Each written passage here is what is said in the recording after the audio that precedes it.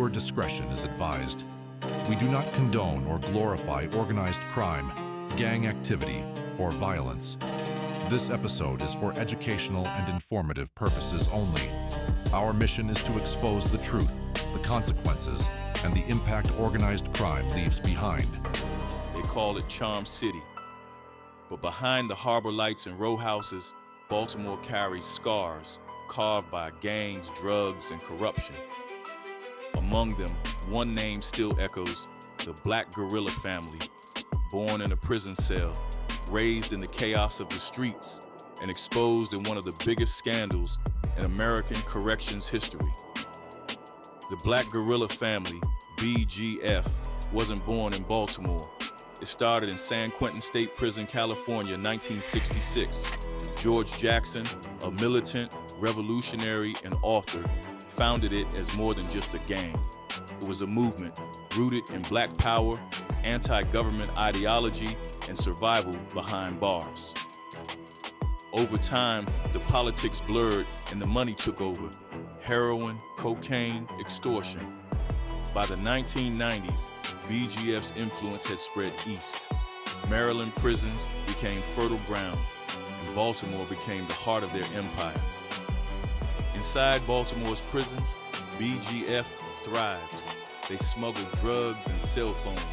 They controlled who lived, who died, and who got paid. Inmates feared them. Guards feared them. Even street crews took orders from men behind bars. The corners of West and East Baltimore became extensions of the prison yard. Heroin was the currency. Fear was the law. One federal prosecutor later said, quote, "The Black Guerilla Family wasn't just a gang. They were running the city's correctional system from the inside out." In 2013, the illusion shattered. Federal prosecutors announced indictments against 44 people, 27 of them corrections officers.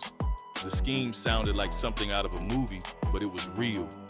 Guards were smuggling in drugs, tobacco, and cell phones. Some were even romantically involved with BGF leaders. One man, Tavon White, testified from the stand, "I ran the prison. Anything I wanted done, it got done." 4 female corrections officers even tattooed his name on their bodies. One bore his child. Behind bars, Tavon White was living like a king. What happened inside the walls spilled outside. BGF's orders reached Baltimore streets, fueling shootings, overdoses, and a culture of intimidation. In a city already fighting poverty, police corruption, and the fallout of Freddie Gray's death, BGF only deepened the wound. For residents of Baltimore, the gang wasn't an abstract story.